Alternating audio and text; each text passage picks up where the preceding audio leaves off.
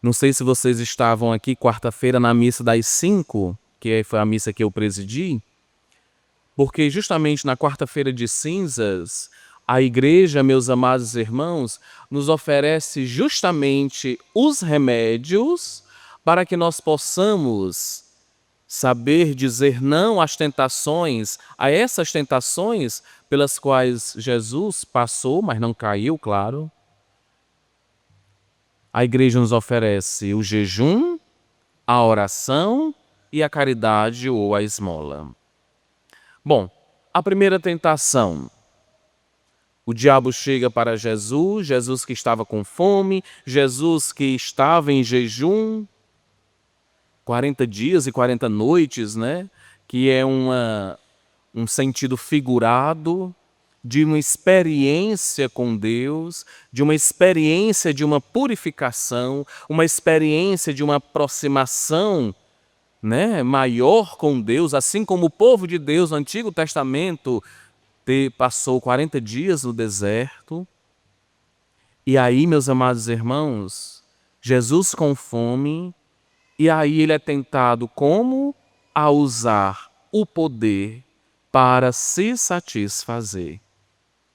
E Jesus, meus amados irmãos e irmãs, dá aquela famosa resposta: não só de pão vive o homem. E é justamente, meus amados, a gente pode dizer que o jejum, ele tem uma origem justamente nessa fala de Jesus. Porque o que é jejum? Jejuar, em outras palavras, é dizer que o prazer, ele não domina a minha vida. O prazer, mesmo de uma necessidade tão básica que é a alimentação, ele não domina a minha vida. Jejuar, meus amados irmãos, é treinar o coração para que o coração não seja escravo dos impulsos, das atitudes impensadas que muitas vezes nós também temos. Nós também vimos a terceira tentação. O diabo leva Jesus para um monte e diz: olha que esses reinos aqui, tudo é meu. Se tu me adorar aqui, eu te entrego tudo. Tudo isto eu te dou. É a tentação, meus amados irmãos e irmãs, de querer tudo, de possuir tudo, que muitas vezes também vem à nossa mente, vem ao nosso coração. É muitas vezes aquilo que nós fazemos, o ter acima do ser. Acima do ser. O ter acima do ser. E aí, meus amados irmãos e irmãs, qual é o remédio para essa tentação? A caridade ou a esmola, como vocês queiram chamar. Porque quando eu sou uma pessoa caridosa, eu sei partilhar. Quando eu sou uma pessoa caridosa, eu não quero tudo para mim. Mesmo que tenha sido eu que tenha trabalhado até altas horas para conseguir. A caridade, a esmola, partilhar para quebrar aquele sentido de posse que eu quero ter muitas vezes das coisas. E com isso, meus amados irmãos, com essa postura de Jesus, ele também nos ensina que nada nesta vida, nada que é material é absoluto. Só Deus é absoluto, só Deus é eterno. E aí, meus amados irmãos e irmãs, esta caridade nos ensina a partilhar, a doar, a abrir mão, repito, daquilo que é meu, que eu lutei, que eu suei, mas que eu faço por amor ao Senhor. Eu faço para que eu não fique envaidecido. Eu faço isso, eu partilho para que eu não ache que aquilo é o sentido, inclusive, da minha vida, é a segurança da minha existência.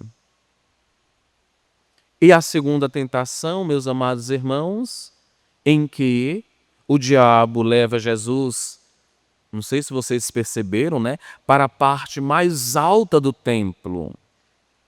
E ele diz: te joga daqui de baixo, porque eu sei que na palavra de Deus diz que os anjos vêm te socorrer.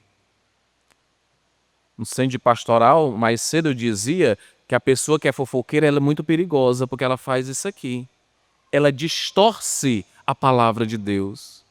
O fofoqueiro de verdade é aquele que distorce a verdade. É uma das pessoas mais perigosas que tem. Assim como essa tentação é a mais perigosa que tem. Distorcer a verdade.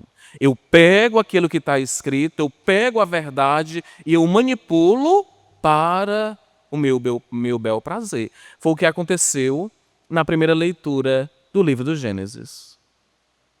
O pecado original começa a partir do veneno que é a serpente, que é a figura do demônio, do Satanás, do capiroto, como vocês queiram chamar.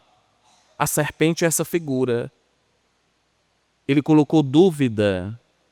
Ele colocou dúvida. E Deus disse isso. Deus não tinha dito, mas a serpente ela solta. Sabe, meus amados irmãos? Por isso nós temos que ter muito cuidado.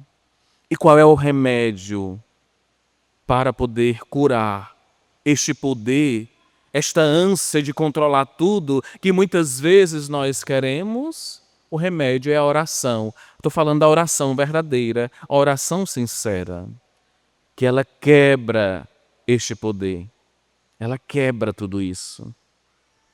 Porque quem reza de verdade se ajoelha diante de Deus, ou seja, se derrama diante de Deus, entrega a sua vida diante de Deus, não diz para Deus, Deus se curve a mim, Deus faça o meu querer, Deus atenda a minha prece, porque eu sei, olha o pecado, a não dependência de Deus, eu sei o que é que eu preciso para ser realizado e feliz. Quem reza de verdade reconhece a sua dependência de Deus. Dependência de Deus. E quem reza de verdade aceita que não tem o controle de tudo na vida, nem na sua vida pessoal. Nem na sua vida pessoal. Então, meus amados irmãos e irmãs, nós acompanhamos no Evangelho Jesus no deserto. Mas o deserto não é o lugar só de Jesus, é o nosso lugar também. O deserto também é o nosso caminho. O deserto na Sagrada Escritura, ele tem um sentido de o lugar onde Deus manda os seus escolhidos, onde manda os seus que colaboraram, mas também o deserto é o lugar de purificar o coração. O lugar onde nós vamos trabalhando para voltarmos ao essencial da vida. Meus amados irmãos, a igreja nos pede, neste tempo de deserto que é a quaresma, que o jejum, que a caridade e que a oração não seja como um peso. Se para você jejuar, orar e ser caridoso está sendo um peso, já está errado.